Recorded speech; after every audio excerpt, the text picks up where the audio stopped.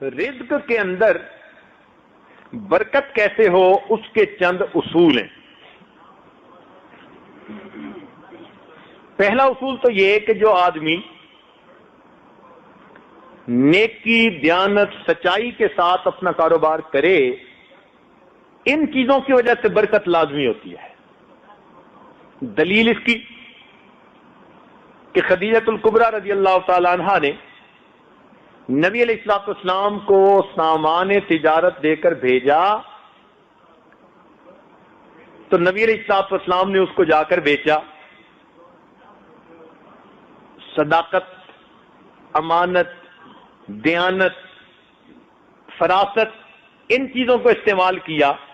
نتیجہ کیا نکلا کہ اس مال کا منافع عام معمول سے دگنا منافع ہوا، جس پر خدیجہ کبریٰ حیران ہوئی کہ بھئی اتنا زیادہ منافع روٹین میں ہوتا ہی نہیں تھا.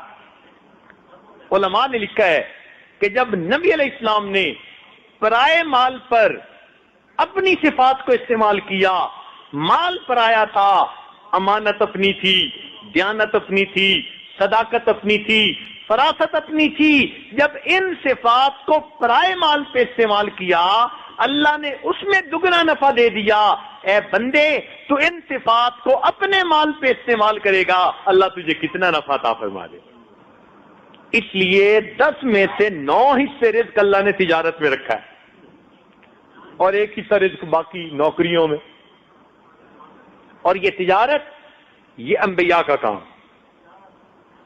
اس لیے دیانتدار تاجر قیامت کے دن انبیاء اور صدیقین کے ساتھ کھڑا کیا جائے گا، حالانکہ تجارت کرتا ہوگا. تو اس کے کچھ اصول ہیں. اگر انسان کو رزق کی پریشانی ہو تو اس کے لیے ایک تو وہ کثرت سے استغفار کرے، کیونکہ ضرورت ہے نا. آج کئی دوست اس میں پریشان ہوتے ہیں، پوچھتے ہیں، تو بجائے الگ الگ کسی کو بتائیں کیوں نہ دوستوں کو سب کو ہی بتا دیں، فائدہ ہو جائے گا. بلکہ یہ اور آگے کسی کو بتائیں گے اللہ کی مخلوق کا فائدہ ہو جائے گا. تو رزق کی پریشانی دور کرنے کے لیے پہلا عمل انسان کثرت سے استغفار کرے. استغفر اللہ ربی من کل ذنب واتوب الیہ. اگر تو یہ پورا پڑھے تو بہت اچھا، کم از کم استغفر اللہ یہ تو ضرور ہی پڑھتا رہے. استغفروا ربکم انہ کان غفارا. دیکھو دلیل قرآن پاک سے. نوح علیہ السلام نے کیا کہا تھا؟ رب کے سامنے استغفار کرو، وہ تمہارے گناہوں کو بخشنے والا ہے. یرسل السماء علیکم مدرارا، بارشیں برسائے گا. ویمددکم باموال، مال سے تمہاری مدد کرے گا. تو استغفار سے اللہ تعالیٰ بندے کی مال سے مدد فرماتے. پھر بندوں کی مدد نہیں مانگنی پڑتی، پھر بندوں کے پروردگار کی مدد اترتی ہے. اور جب اللہ تعالیٰ کسی بندے کی مدد کرتے ہیں پھر اس کی کشتی کو درمیان میں نہیں چھوڑتے، ہمیشہ کنارے لگا دیا کرتے ہیں. دوسری بات کہ جتنی حیثیت ہو اللہ تعالیٰ کے راستے میں صدقہ کرے. مثلا کچھ لوگ روزانہ صدقہ کرتے ہیں. یہ کہاں لکھا ہوا ہے کہ روزانہ آپ نے ہزاروں لاکھوں کے حساب سے صدقہ کرنا ہے؟ آپ اگر 1 روپیہ بھی صدقہ کریں گے روز کا تو صدقہ کرنے والوں میں شامل ہو جائیں گے. 5 بھی کریں گے تو صدقہ کرنے والوں میں شامل. تو مقدار کو مت دیکھیں، اپنی حیثیت کو دیکھیں. اس حیثیت کے حساب سے آپ اگر اللہ کے راستے میں کچھ نکالیں گے تو صدقہ سے اللہ تعالی رزق میں برکت عطا فرماتے ہیں. نبی علیہ الصلوۃ والسلام نے قسم اٹھا کر حدیث میں یہ بات فرمائی. اگر اللہ کے محبوب ویسے ہی بات کر دیتے تو صادق و امین کی یہ بات سچی تھی، مگر انہوں نے قسم کھا کر فرمایا کہ صدقہ کرنے سے آدمی کے رزق کے اندر کمی نہیں آتی، اللہ تعالیٰ برکت عطا فرما دیتے. تیسری بات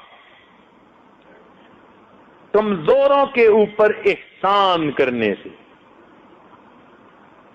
کوئی ہینڈی کیپڈ ہے، بیوہ ہے، یتیم ہے، مسکین ہے، چھپ کے اس کی مدد کرنا، پتہ ہی نہ چلے. صحابہ کرام کے اندر یہ بڑی صفت تھی کہ وہ ایسے کام کرتے تھے اور کسی کو پتہ بھی نہیں چلنے دیتے تھے. چنانچہ سیدنا عمر رضی اللہ عنہ ایک مرتبہ آئے اور انہوں نے آ کر دیکھا کہ حضرت ابوبکر صدیق رضی اللہ تعالیٰ عنہ نے اپنے کام والی جگہ پر ایک رجسٹر رکھا ہوا ہے اور اس پر لکھا ہے کہ فلاں بندہ معذور ہے، حاجت مند ہے، ضرورت مند ہے، اور اس کی خدمت کون کرے گا. آگے اس کا نام بھی لکھا ہوا ہے. سارا رجسٹر دیکھا تو وہ خانے پور دیکھے. ایک جگہ لکھا تھا کہ یہ بیوہ ہے، بوڑھی ہے، اس کے گھر میں جھاڑو دینا ہے اور پانی بھرنا ہے، مگر آگے اس کے خدمت کرنے والے خانے میں کوئی نام نہیں تھا. انہوں نے رجسٹر دیکھا، انہوں نے نیت کر لی، اچھا بھائی اس کی خدمت میں کر لوں گا. چنانچہ اگلے دن فجر کے بعد اس کے گھر پہنچے، دروازے پہ دستک دی، اماں میں آپ کی خدمت کے لیے آیا ہوں. انہوں نے کہا جی خدمت کرنے والا تو آیا تھا، وہ خدمت کر کے چلا گیا. اچھا چلو میں کل فجر سے پہلے آ جاؤں گا. اگلے دن عمر رضی اللہ تعالیٰ عنہ تہجد پڑھنے کے بعد فجر سے پہلے ہی اس کے دروازے پر پہنچے کہ میں اس کی خدمت کروں گا، جھاڑو دوں گا، اس کا پانی بھر دوں گا. دستک دی، بڑھیا نے کہا جی کہ وہ تو کوئی آیا تھا، پانی بھی بھر گیا، جھاڑو بھی دے گیا. اچھا، وہ بھی عمر بن خطاب تھے. کہنے لگے اچھا پھر میں دیکھتا ہوں. اگلے دن عشاء پڑھ کے وہ راستے میں ایک جگہ چھپ کے بیٹھ گئے. کہنے لگے اب دیکھتا ہوں کون جاتا ہے خدمت کرنے والا.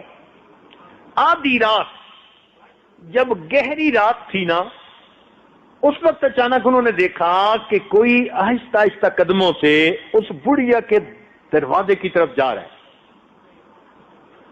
اللہ نے کھڑے ہو گئے، کہنے لگے من انتا، تو کون ہے؟ یہ پوچھا تو آگے جواب میں امیر المومنین سیدنا صدیق اکبر عنہ کی آواز آئی کہ میں ابو بکر ہوں. امیر المومنین آپ؟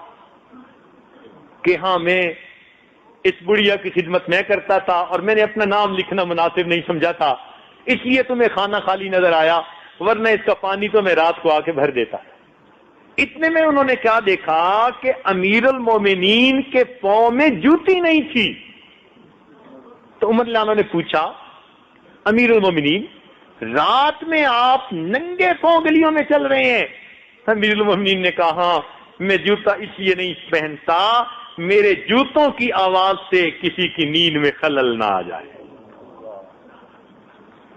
میرے جوتوں کی آواز سے کسی کی نیند میں خلل نہ آئے. میں رات کو ننگے پاؤں چل کے اس بڑھیا کا پانی بھر دیتا ہوں، اس کے گھر میں جھاڑو دے دیتا ہوں. ایسا اللہ کی رضا کے لیے کام کرتے تھے. تو ہم بھی اگر کسی پر احسان کریں تو یوں چھپ کے کریں. آج تو ہماری حالت یہ ہے نا کہ ہم دائیں ہاتھ سے گناہ کرتے ہیں، بائیں کو پتہ نہیں چلنے دیتے، ایسے چھپ کے گناہ کرتے ہیں. صحابہ کرام دائیں ہاتھ سے صدقہ کرتے تھے اور بائیں ہاتھ کو پتہ نہیں چلتا تھا.